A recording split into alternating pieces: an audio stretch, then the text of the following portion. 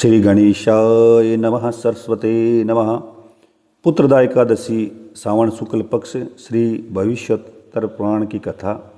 श्री धर्मराज युधिष्ठिर ने भगवान श्री कृष्ण से कहा, हे केशव, अब आप मुझे सावन माह के शुक्ल पक्ष की एकादशी कथा सुनाइए। श्री कृष्ण जी ने कहा, हे युधिष्ठिर, अब आप सावन माह के शुक्ल पक्ष की एकादशी का व्रत तथा महात्म्य स्मरण करो।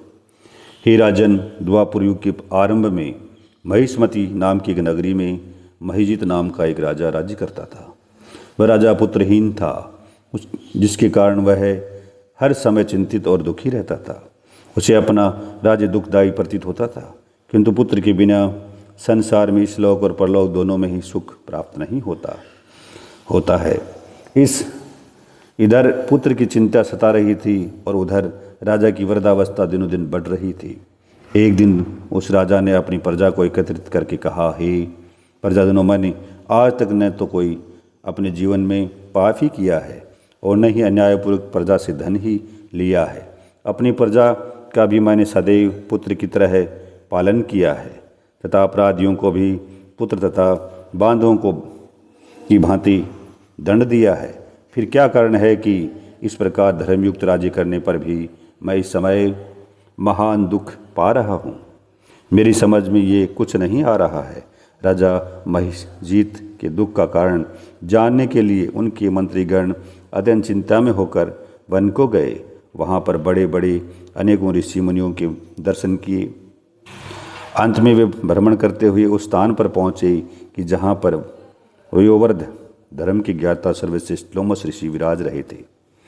सब मंत्रियों ने जाकर ऋषि को यथायोग्य प्रणाम किया तथा हाथ जोड़कर विनयपूर्वक मुनि से प्रार्थना करके कहा, हे देव, हमारे अहोभाग्य हैं कि जो हमें आपके दर्शन का लाभ मिला है। लोमस जी ने कहा, हे ब्राह्मणों, आपके इस सद्व्यवहार से मुझे अत्यंत प्रसन्नता हुई है।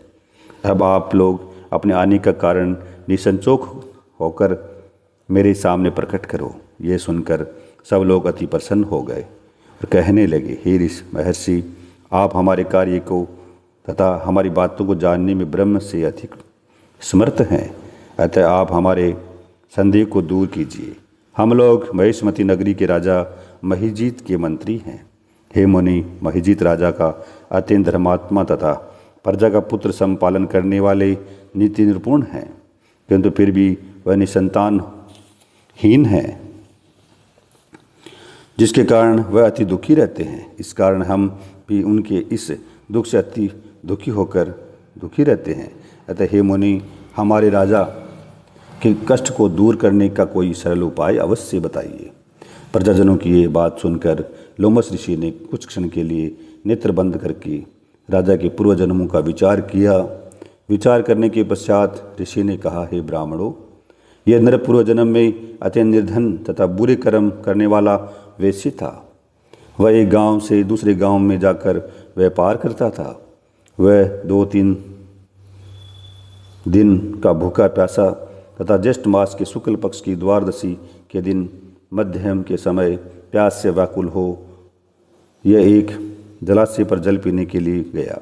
वहाँ पर एक गाय जो उसी समय की ब्याई हुई थी, गर्मी के मारे प्यास से व्याकुल होकर जल पी रही थी। राजा ने उस गाय को अध प्यासी ही जल पीने से हटा दिया और स्वयं जल पीने लगा। हे ब्राह्मणों, इसी कारण से इस राजा का यह दुख देखना तथा भोगना पड़ रहा है। एकादशी के दिन भूखा प्यासा रहने के कारण से यह राजा हुआ है और उस गौ को प्यासी हटाने के कारण से इसको ये संतान न होने का कष्ट भोगना पड़ रहा है। मुनि की ये बात सुनकर सब लोगों ने कहा, हे देव, शास्त्र में कहा है कि पुण्य के प्रभाव से पाप नष्ट हो जाते हैं। कृपा करके आप ऐसा उपाय बताइए कि जिसके करने से राजा के पूर्व जन्म के पाप नष्ट होकर संतान की प्राप्ति हो।